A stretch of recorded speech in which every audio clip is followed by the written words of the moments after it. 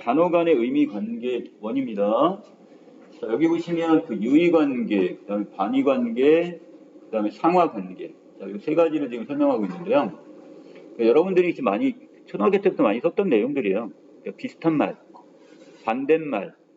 자, 그다음에 여기 따라서 포함 관계로 떼서 상하이어 이렇게 나누시면 될 것 같은데, 자, 유의 관계입니다. 자, 먼저 그 교과서 정의를 보시면 유의 관계는 같거나 유사한 의미를 지닌 둘 이상의 단어가 맺는 의미 관계인데, 자, 이걸 좀 간단하게 정리하면 의미가 같거나 비슷한 단어들의 관계를 우리는 유의 관계 이렇게 보시면 될 것 같아요. 자, 유의 관계의 특성이 하나 있어요. 유의 관계를 이루는 말은 기본 의미가 비슷하긴 하지만 가리키는 대상의 범위가 다르기도 하고 미묘한 느낌의 차이를 가질 수가 있습니다. 그래서 어떤 경우는 교체가 되지만 어떠한 경우에는 교체할 수가 있다 없다? 없다. 자, 예를 들어서 달리다가 있는데, 자, 학교를 향해 달리다 뛰다는 다 쓸 수가 있습니다. 자, 그리고 말이 달리다 뛰다 이때도 되지만 기차가 뛴다는 말은 써보세요. 아, 못 쓰네요. 또 물가는 달린다는 표현, 물건의 가격 같은 거 있죠? 경제 용어에서. 자, 그래서 이것도 사용할 수가 없습니다. 그래서 달리다 뛰다는 많이 유의어이긴 하지만 이렇게 경우에 따라 기차가 물가와 같은 주어가 왔을 때 쓸 수 있는 게 있고 없는 것도 있다. 이렇게 정리해 주시면 되겠습니다. 자, 그 다음에 자, 반의 관계로 가시면, 자, 반대말이라면 여러분 알고 계시죠? 그래서 반의 관계는 둘 이상의 단어가 서로 짝을 이루어 대립하는 관계인데, 반의 관계는 의미가 서로 반대되는 단어들의 관계다 이렇게 간단하게 정리했습니다. 자, 반의 관계가 성립하려면 반대되는 의미와 함께 공유하는 의미 요소가 존재를 해야 돼요. 자, 무슨 얘기냐면 좀 더 간단하게 정리를 할 건데 나머지 부분은 공통적이어야 돼요. 딱 하나의 요소에서만 달라야 돼요. 그래야지만 이 반의 관계가 성립을 해요. 자, 예를 들어서 총각과 유부남인 경우는 모든 의미 공유 요소는 거의 똑같아요. 성인에다가 남자란 말이야. 자, 그러면 총각과 남자의 차이점은 딱 한 개죠. 뭐죠? 결혼을 했냐 안 했느냐 이거밖에 없어요. 자, 그래서 총각은 결국 미혼이란 뜻이고 거기에 비해서 유부남은 결혼을 했다는 거. 요 하나 빼놓고는 자, 나머지 요소에서 어떻게 된다? 공통적입니다. 그래서 반의 관계는요. 모든 면이 여러 개가 다르면 절대 안 돼요. 하나의 기준에서만 달라야 돼요. 자, 그래서 자, 이 경우 자, 예를 들어서 하나만 더 정리해 놓을게요. 자, 여기 아까 조금 전에 그 총각이 나왔는데 이 총각과 그 다음에 여기 있는 할머니 같은 경우는 어떻게 될까요? 반의 관계가 될 수 있다 없다? 안 돼요. 이 경우는. 자, 왜? 자, 총각과 할머니는 지금 성별도 달라요. 그리고 또 뭐도 달라요? 결혼 여부도 다르죠? 자, 그렇기 때문에 이런 경우는 반의 관계로 볼 수가 있다 없다? 없다. 이렇게 정리를 해주셔야 됩니다. 자, 그 다음에 가로 2번에 보시면 연어 관계, 즉 어떤 말과 어울려 쓰이는지에 따라 반의어가 달라질 수도 있대요. 예를 들어서 물가가 뛰다의 경우는 심장이 뛰다 되는데 이때 뛰다는 물가가 떨어지다, 심장이 멈추다. 그러면 자, 똑같은 뛰다인데 뭐가 돼버렸어? 주어에 따라서 각각의 반의어가 달라져 버렸죠. 자, 그 다음에 문을 자, 또는 꼭지를 열다 할 때 앞에 어떤 목적어가 오느냐에 따라서 각각 모두 달라졌어요. 열다가 닫다로, 그 다음에 열다가 잠그다로 바꿔버렸네요, 지금. 이렇게 달라졌죠? 이렇게. 반의 관계가 결국 연어 관계에 따라도 달라질 수가 있다고 했습니다. 자, 그 다음에 맨 마지막 부분에 이제 상하 관계가 있는데, 말 그대로 윗상자의 아래 하자예요. 자, 그래서 이때 두 개의 단어는 단어의 의미 관계가 서로 포함하고 포함되는 관계를 우리는 상하 관계라고 하는데, 자, 상관계의 특성이 있습니다. 자, 상하 관계는 연속적으로 나타나는 경우가 대부분이에요. 자, 이게 무슨 얘기냐? 자, 오른쪽부터 볼게요. 자, 여기 있는 지금 짐승이란 단어는 상이어예요. 그럼 날짐승과 길짐승은 뭐가 되는 거야? 짐승의 하이어가 되겠죠?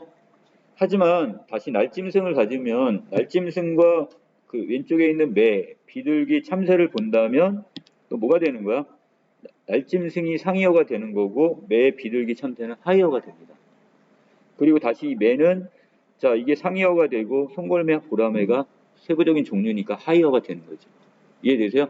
그래서 어떤 하나의 하이어는 끝까지 하이어가 아니라 그 아랫부분에 또 종류를 나눌 수가 있다면 결국 다른 세부적인 밑에 있는 요소의 상이어가 될 수기도 해요. 자, 이런 관계를 연속적이라고 표현했어요. 자, 그 다음에 하이어는 의미상 상이어에 포함되나 그 범위가 훨씬 더 넓습니다. 또한 하이어는 상이어의 의미를 포함합니다. 자, 그래서 어떤 게? 자, 관계로 따진다면 당연하게 넓은 범위는 뭐가 되는 거고 상이어가 되는 거고 하이어는 그 안에 들어갔단 말이에요. 그러니까 하이어가 갖는 속성은 누가 다 갖고 있는 거야? 상이어는 다 갖고 있겠죠. 자, 그래서 자, 하이어일수록 개별적이며 구체적인 뜻을 자, 여기는 상이어일수록 일반적이고 포괄적, 다른 것을 다 이렇게 포함하는 관계를 설명할 수가 있단 말이죠. 자, 날개 봅니다. 자, 우리말에 이렇게 유의어가 많이 발달해 있는 이유가 뭡니까? 이렇게 물어보면, 자, 첫 번째, 우리가 고유어도 발달되어 있고요. 한자어, 외래어가 많이 섞여 있기 때문에 그래요.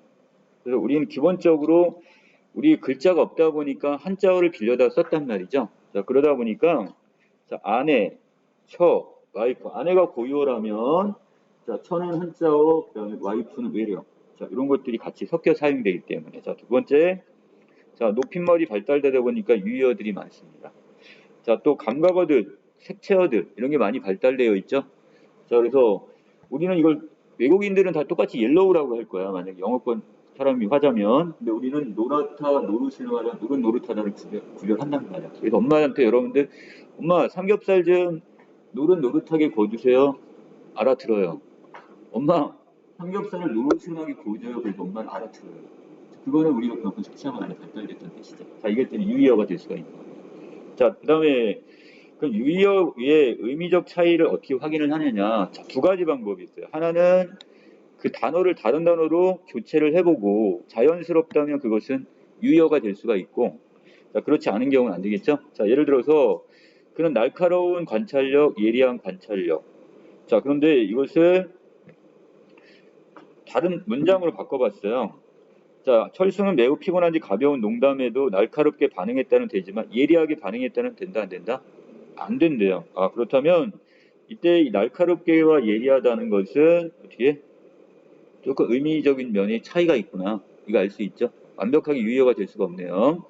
자, 또 반의어를 확인해 보면 돼요. 각각의 반의어가 뭔지를 보고 만약에 반의어가 동일하다면 그 관계는 유의어가 되는 거죠. 자, 나의 합격 소식에 어머니는 무척 기뻐하셨다 되고 좋아하셨다도 쓸 수 있는데, 자, 이걸 기뻐하다의 반대, 슬퍼하다, 좋아하다의 반대, 싫어하셨다 바꿨어요. 자, 그럼 얘는 어떻게 되는 거야?